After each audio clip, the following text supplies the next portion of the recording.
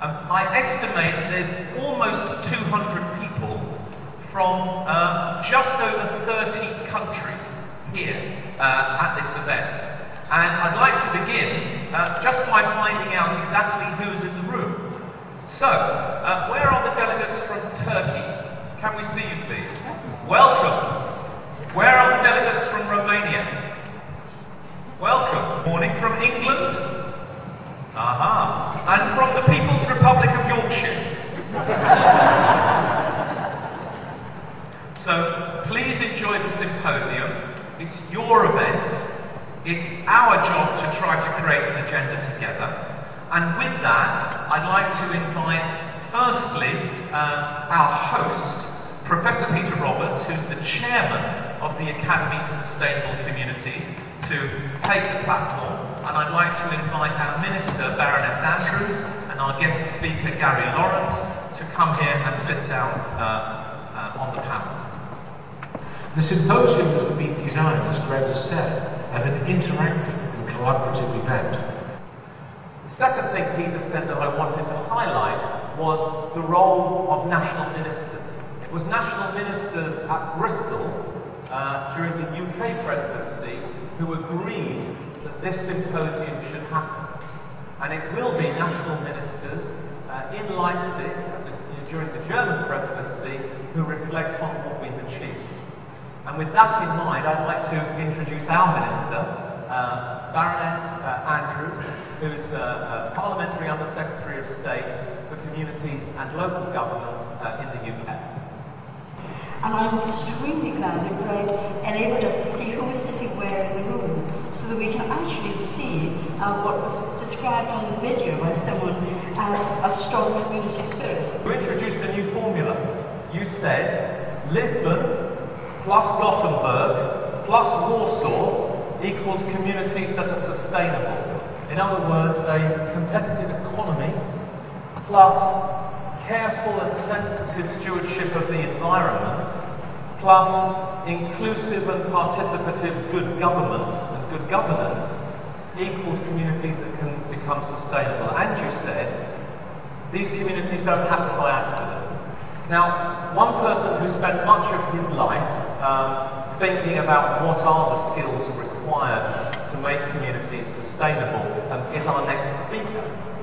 He's travelled from Seattle in Washington State in the Pacific Northwest of the USA.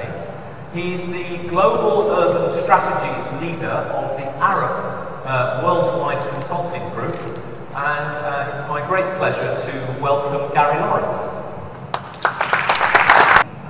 It is never the case, in my experience, where there is a conscious effort to actually translate issues from one discipline to another. I particularly liked your stressing, as it were, creating an emotional logic for sustainability, for placemaking, for communities, and understanding that the emotional logic has to sit alongside the technical or the economic logic, and making that very clear. Thank you for that. I'm going to ask Gary to stay here on the platform with us, but I'm going to ask at this moment for us to thank our host, Professor Peter Roberts, and our Minister, Baroness Andrews. Thank you very much. We didn't know when we asked Jan Martin to lead the research on skills for sustainable communities, skills for placemaking in Europe, that he would also be busy at this time in writing the European State of the Cities report. But this, of course, means he's doubly welcome here today, and I'd like to invite Jan Martin to lead the presentation on the research on the European agenda for skills for placemaking.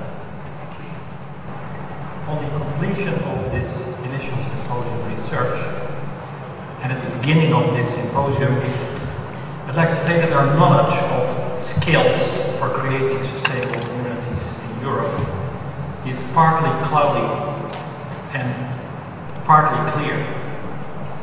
But I would like to hear from 5 people who are here in the room.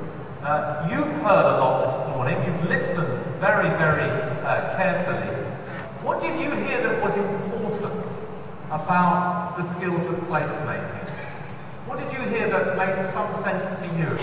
5 quick comments, starting with our friends from Slovenia. Sir, we have a microphone over here, please. And we have a microphone over on this table, please. Over here. Thank you very much. Last comment over here. What did you hear this morning that was important?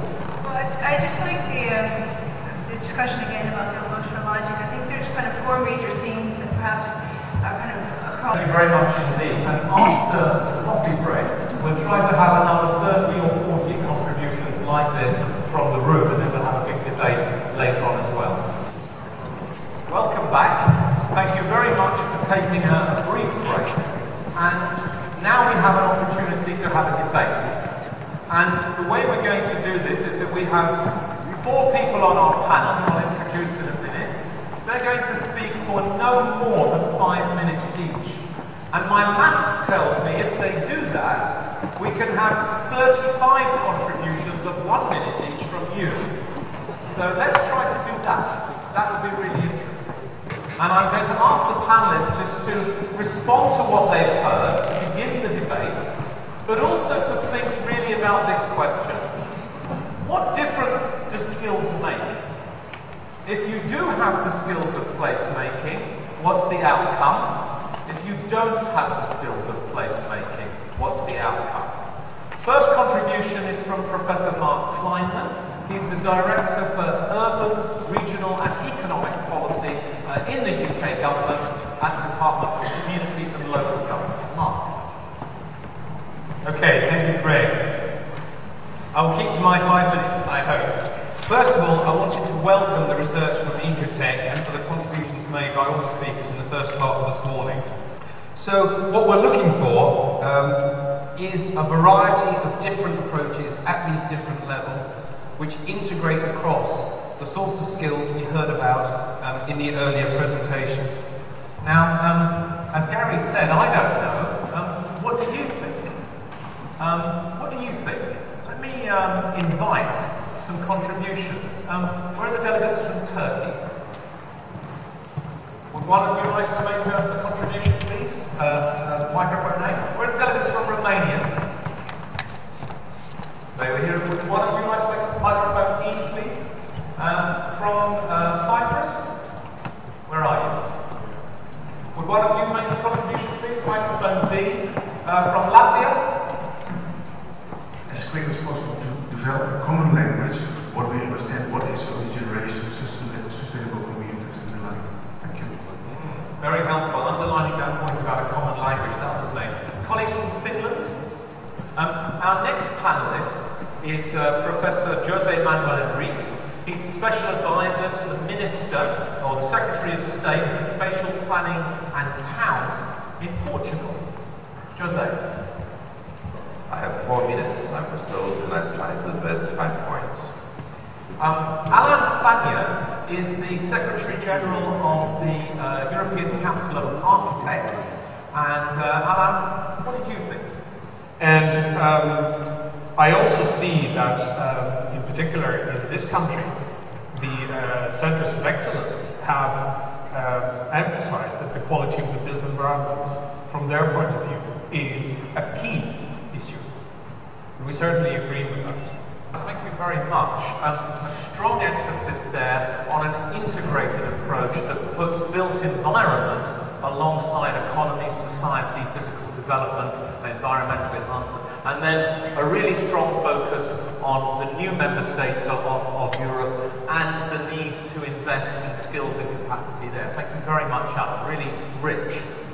Deborah Mountford is the manager of the Cities and Regions Forum of the OECD LEAD programme. The OECD, a 32, I think, member state organisation spanning the whole of the developed world. Deborah, what did you think? Okay, thank you, Greg. It's quite nice being asked, actually, because so many good things have already been said. But I think we have found from the OECD perspective this research to be particularly important, but the whole process to be very timely. Thank you very much, Deborah. So a policy-rich organisation like the OECD investing in a centre of expertise that's about the skills of implementation of policy and using that peer review process to make it work.